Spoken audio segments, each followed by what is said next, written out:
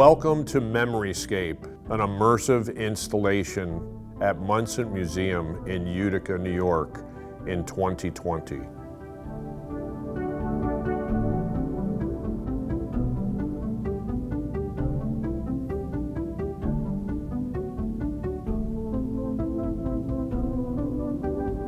I often reflect on Werner Herzog's documentary film, Cave of Forgotten Dreams. This unique film was shot in an austere cave discovered in 1994 in Chauvet, France. The cave paintings span 35,000 years, representing generations of work made during a period marked by a glacial time clock. Memoryscape are recent luminous drawings constructed in the form of large snapping turtle shells. The shell is a fragmentation puzzle of smaller shields known as scutes. This part-to-whole relationship frames my narrative. The turtle form is a universal symbol found in many creation narratives throughout history. I am employing the structure and growth of a turtle shell to evoke our relationship to shifting tectonic plates and the transforming memories we experience as our ever-shifting personal growth takes new forms and meaning. This micro-macro relationship to seeing, touching, and knowing the world throughout one's life is navigated by our dwelling, home, shell, self. It prompts us to trust in our life as it unfolds and reminds us to stay in the present. I invite you into this cave, which can function as a structure for social interaction, as it offers a place to meet others from our community, to discuss current events, play, and perhaps a place to fall in love. Memoryscape is a solo exhibition with two major pieces, Childhood Adventure and Hair Amulet. Memoryscape also celebrates STEAM learning as an immersive installation. So we have science, technology, engineering, art, and math coalesced and supported by research. I have often integrated multiple technologies and design practices to construct my work.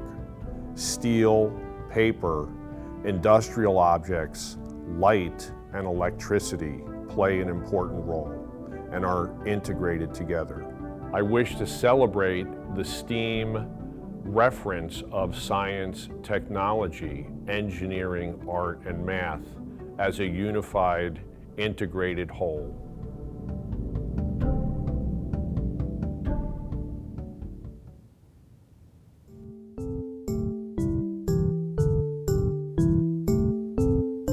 We're very fortunate here at Munson Williams Proctor Arts Institute in Utica, New York, at the museum to have such a broad, diverse collection from the 19th century through the 20th century into the 21st century.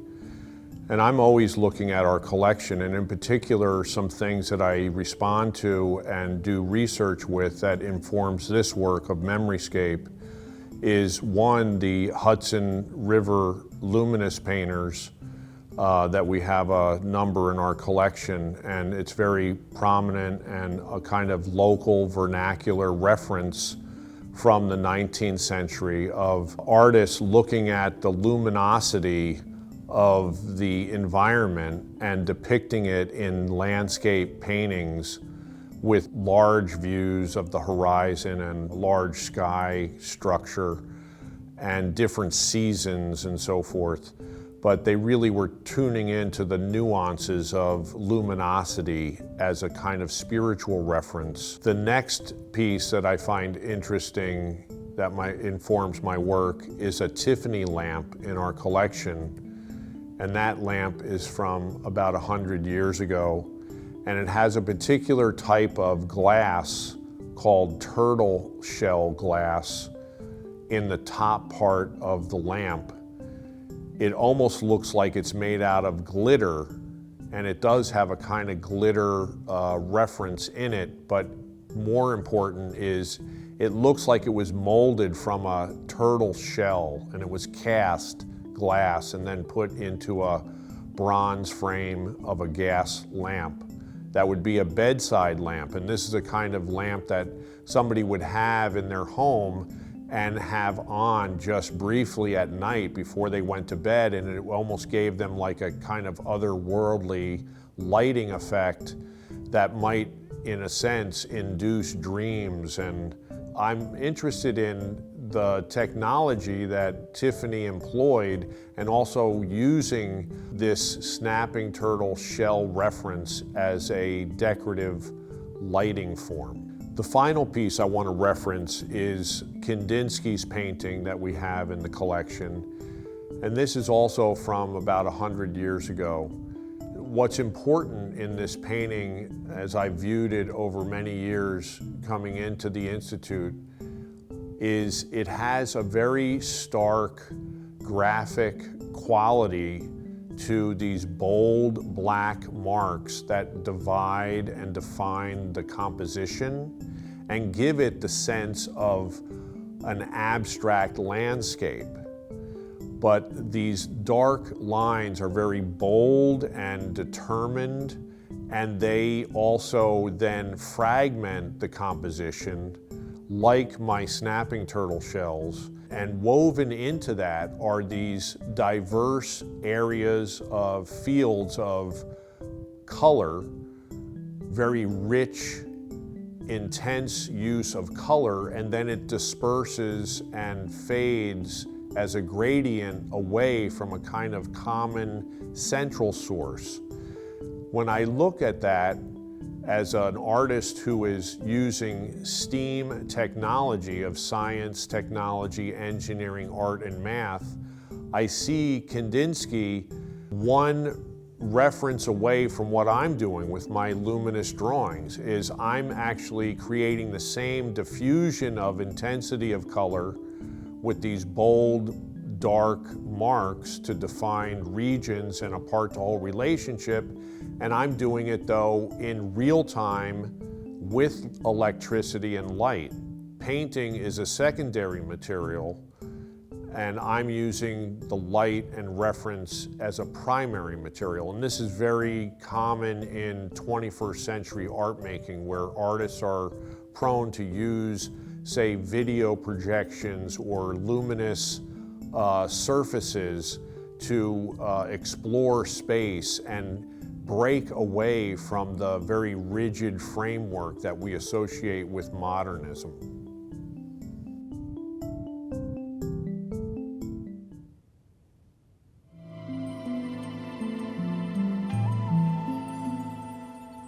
I have steel, which is the main framing device, that is 3/8 diameter, cold rolled steel that was formed into the snapping turtle shell forms. I made a large cardboard form of the turtle shell, and that measures my height and also my reach of the width of my arms. The steel is forged and welded and ground, and the two halves of the shell are then welded together as a vessel form. They create a bold graphic contour line that frames all the other elements in the piece. Paper is also an ancient technology, and we can find that in Egyptian history. We can also find it in Asia and so forth. I was particularly drawn to Japan for this work. I worked with a particular type of kinwashi paper, which is made in Japan in the oldest village of paper making. And the paper is 1 meter wide and 38 meters long. And I cut this paper up and glued it together to create the jacket that goes over the form of the shell. It's also created with mulberry fibers, and these are long fibers between 4 and 5 inches long, and they're very hair-like, and they come from the inside bark of the mulberry tree. And that helps to give the paper strength, but it also gives it this graphic addition that appears to be hair-like, and this was important for the hair amulet piece. Historically, in sculpture, hair is an indicator of how an archaeologist and art historian can locate a sculpture of a figurative sculpture in time, and also ethnicity, and also rank and authority and so forth in terms of society. So when archaeologists and art historians view ancient figurative works, they look at the hairstyles to locate where this work was created and by which ethnic group in time and so forth. And I wanted to use that as a reference. Considering hair amulet, I wanted to celebrate my mother and my wife's mother. So I employed the reference of the hair, and we also see domestic objects there that would organize a home, either the exterior by pruning shears or cleaning and maintenance with the broom. We also see scissors, large tailor scissors that tell us about the domestic arts of the home front, weaving, knitting. We also see a reference of a bird, like as you would put eggs on a shelf in the kitchen in one of these woven bird-like forms that again harkens back to things in nature, but also things that we see brought to the inside of the home to nurture the home, like we see them being nurtured outside in nature.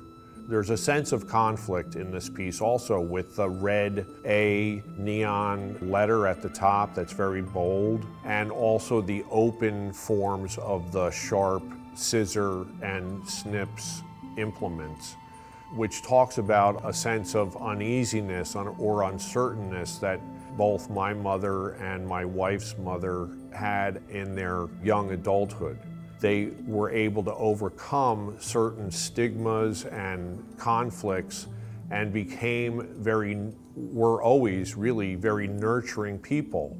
And I want to celebrate that ability to quest towards a loving, nurturing kind of embrace for life and celebrate life, knowing that they could overcome obstacles as young adults or children. The other piece, Childhood Adventure, employs a local paper. So there's a cash and carry market down on Broad Street about a mile from the Institute.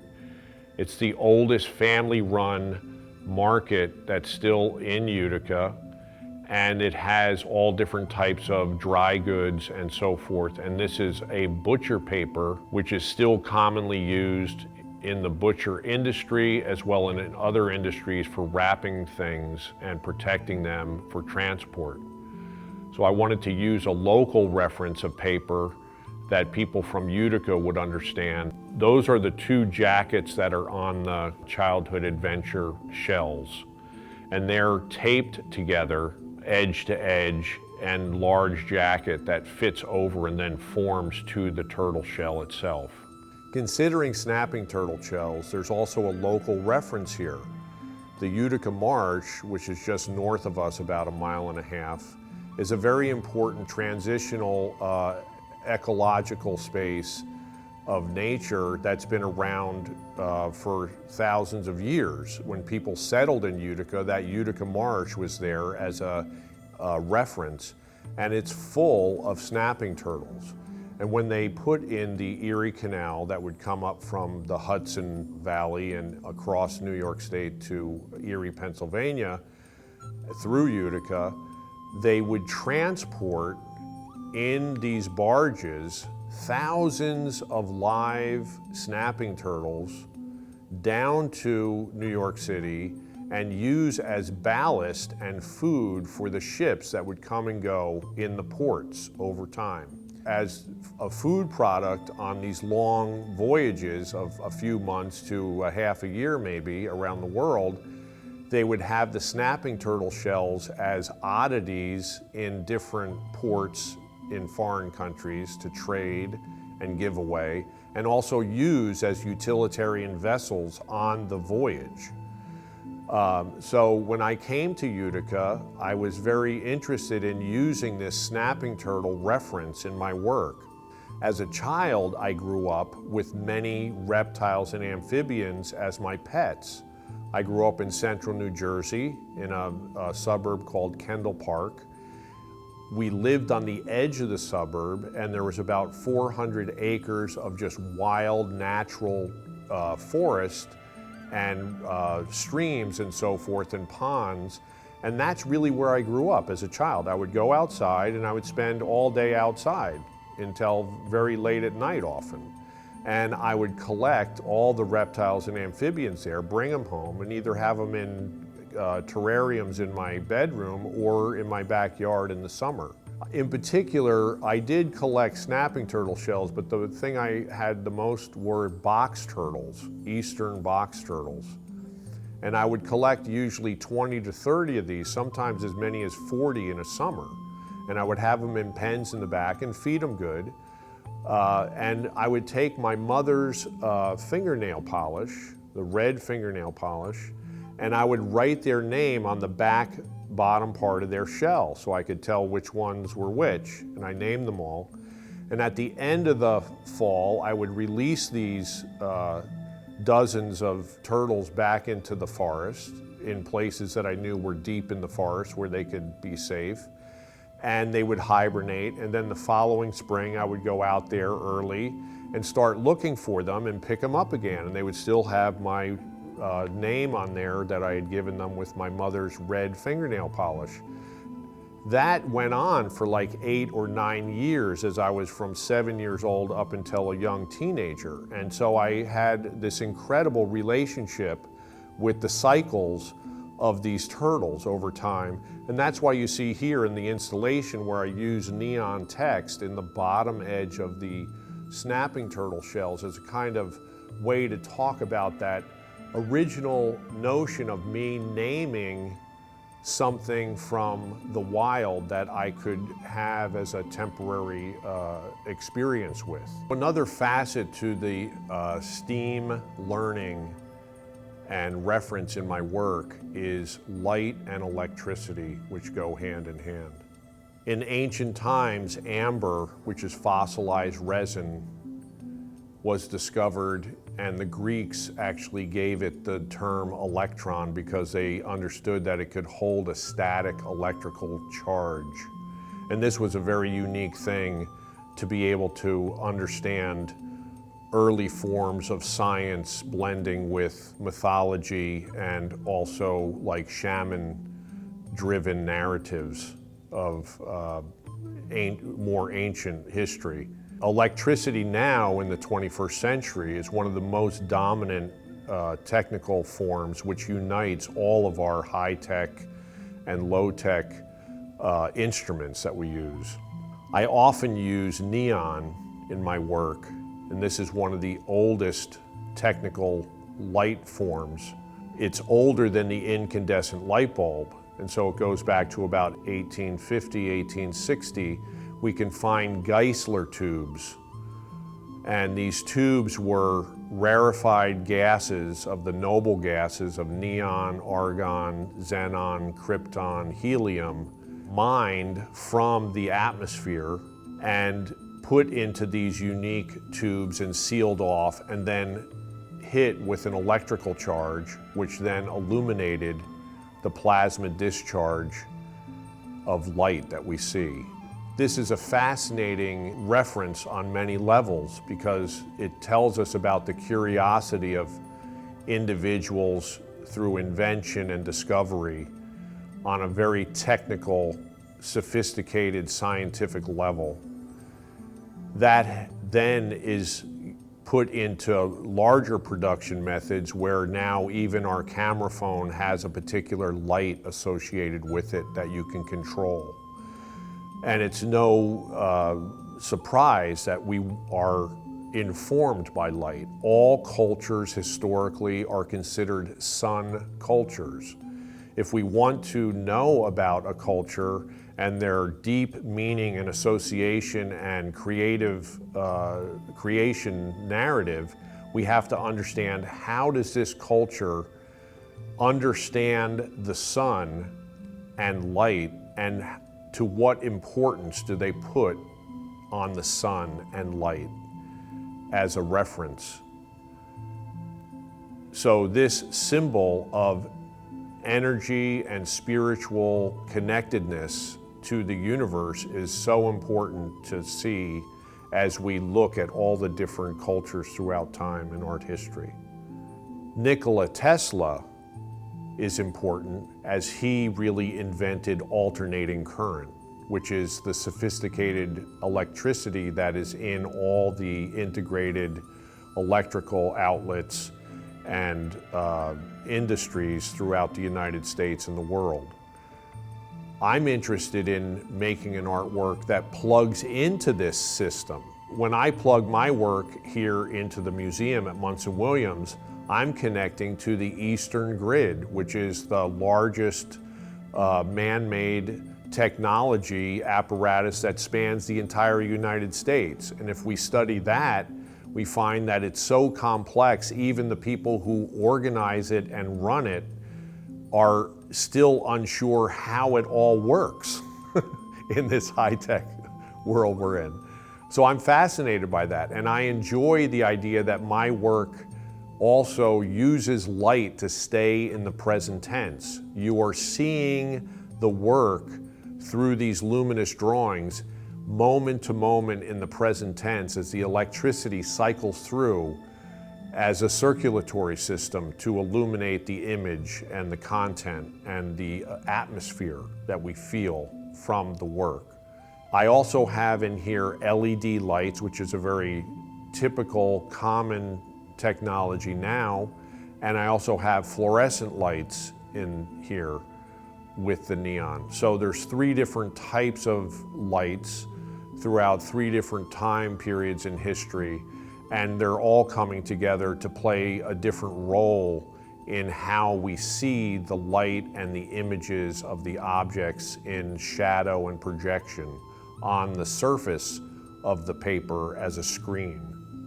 Memoryscape employs found objects from everyday occurrences, and there's some personal objects in here of mine from like my original transistor radio. I have a balsa wood airplane, which is one of the, it's unfinished, but it's one of the last ones that my father and I were working on. And I grew up working with my father with balsa wood airplanes, and that was kind of like the primary vehicle to understand something that could be carefully organized and designed and constructed and then hopefully flown. But the whole experience was about the delicate building of the form and the structure and the skin of the surface. And if anything, this work is really an amplification of that reference of building those balsa wood airplanes on a much bigger, more narrative reference with the found objects. I'm interested in using found objects as an everyday material. Objects speak to us. That's their purpose in the world. We look at them and they're telling us who they are and how they exist for their sense of utility and function, but also as a vessel of memories and associations. So with childhood adventure, I'm looking at historical things that would inform a young child's reference of how they get to know the world through animals and objects that propel them to transport them or get them to think about something that is more like dreamlike experience. And children are somehow stuck between a certain sense of concrete reality and also this escaped reference of dreaming and inventing and being curious with that. I wish the viewer to kind of fall into that type of labyrinth when they walk in here as an immersive installation. Can they have an emotional connection to some of these images, and they can put them together in any form or sequence they wish, and hopefully connect with some of their own personal memories from their childhood or recent memories with children or families.